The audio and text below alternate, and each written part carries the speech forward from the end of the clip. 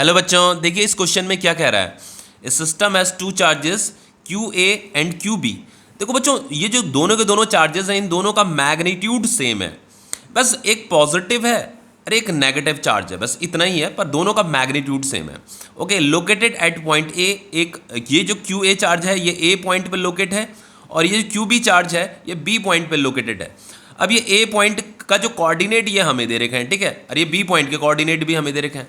तो उसके लिए हमें एक कार्टेशियन प्लेन यहाँ पे बनाना पड़ेगा। तो ये आपका x है, और इसे मैंने बोल दिया है y, और इसे मैंने बोल दिया है z एक्सिस। ठीक है, बहुत से बच्चे कंफ्यूज हो रहे होंगे इसे y क्यों बोला है। जनरली बुक्स में आपका इसे y दिखाया होता है, पर ऐसा कुछ नहीं है बच्चों। आप किसी को भी x y z नाम दे सकते हो, बस इतना है कि ये तीनों के तीनों आपस में म्यूचुअली परपेंडिकुलर होती हैं, ये तीनों एक्सिस। ओके, बाकी किसी भी एक्सिस को कुछ भी नाम दिया जा सकता है। ठीक है, अब देखो यहाँ पे सबसे पहले मुझे ये ए पॉइंट और बी पॉइंट लोकेट करना है, यहाँ पे ढूंढना है, क्योंकि ए पॉइंट पे ही इस क्यू ए चार्ज को प्लेस कर रखा है और इस बी पॉइंट पे जो है क्यू बी चार्ज को प्लेस कर रखा है। ओके, तो ये जो ए पॉइंट है, देखो इसके कोऑर्डिनेट देखो, एक्स कोऑर्डिनेट 0 है, वाई कोऑर्डिनेट 0 है, ये जेड कोऑर्डिनेट है।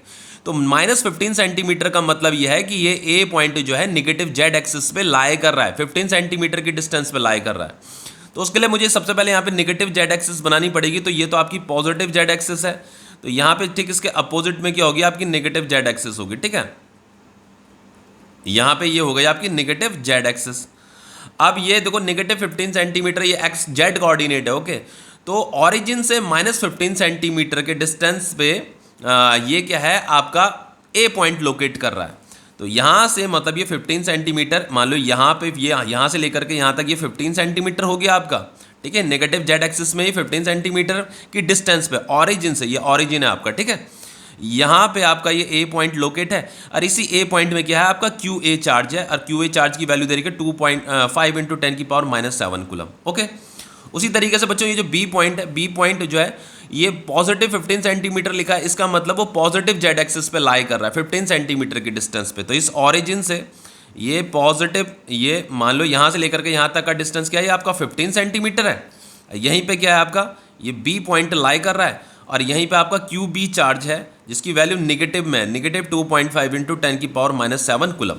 अब हाँ, हमें यहाँ पे कैलकुलेट क्या करना है, what are the total charge निकालना है ऑफ द सिस्टम।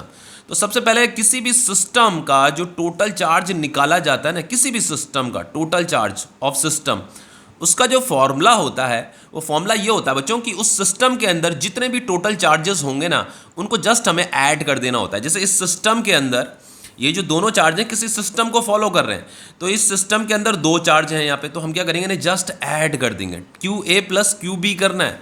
और दोनों का मैग्नीट्यूड तो सेम है भाई, क्यू ए की जो वैल्यू है वो 2.5 × 10⁻⁻7 है, फिर प्लस, और ये जो क्यू बी है ये नेगेटिव 2.5 × 10⁻⁻7 है। तो फाइनली कैंसिल होकर के टोटल चार्ज कितना आ गया, 0 आ गया। तो इस सिस्टम का जो टोटल चार्ज आ रहा है वो 0 आ रहा है। ओके, अब देखो यहाँ पे हमें इलेक्ट्रिक डाइपोल मोमेंट भी बताना है।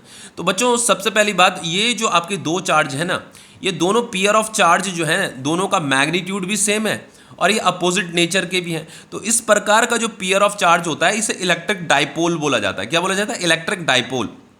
तो इसी इलेक्ट्रिक डाइपोल का मुझे क्या निकालना है, इलेक्ट्रिक डाइपोल मोमेंट निकालना है। ओके, तो इलेक्ट्रिक डाइपोल मोमेंट का जो फॉर्मूला सिंबल होता है वो ये होता है, इलेक्ट्रिक डाइपोल मोमेंट का सिंबल इस तरीके से होता है, और इसका जो फॉर्मूला होता है वो होता है आपका either charge into distance between them. ठीक है, डिस्टेंस बिटवीन देम। ये जो दो चार्ज है ना, ये दोनों चार्ज, इन दोनों चार्ज में जो डिस्टेंस होगा उसे हम यहाँ पुट करेंगे। ठीक है, तो इसे कैलकुलेट करते हैं। आइदर चार्ज मतलब कोई सा भी दोनों चार्ज का में से, देखो दोनों का मैग्नीट्यूड तो सेम होता है, तो किसी भी एक मैग्नीट्यूड को हमें यहाँ पे लिखना होता है 2.5 × 10⁻⁻7 इंटू डिस्टेंस कितना है, ये 15 है और ये भी 15 है, तो 15 + 15 कितना हो जाएगा, 30 सेंटीमीटर। लेकिन उस 30 सेंटीमीटर को मीटर में भी कन्वर्ट करना पड़ेगा, तो 100 से डिवाइड करना पड़ेगा, तो मीटर में कन्वर्ट हो जाएगा। ओके, तो ये 2.5 × 10⁻⁻7 इंटू 30 इंटू ये 100 को अगर मैं ऊपर भेजता हूँ तो ये 10⁻⁻2 हो जाएगा। ओके, तो ये 2.5 × 30 कितना होता है, ये आपका 70 होता है। अगर आप इसको और इसको मल्टीप्लाई करोगे तो 75 होता है, सॉरी, इंटू इसको सॉल्व करो तो ये 10 की पावर -9 हो जाएगा। फाइनली ये कितना हो जाएगा आपका 7.5 इंटू 10 की पावर -8 हो जाएगा।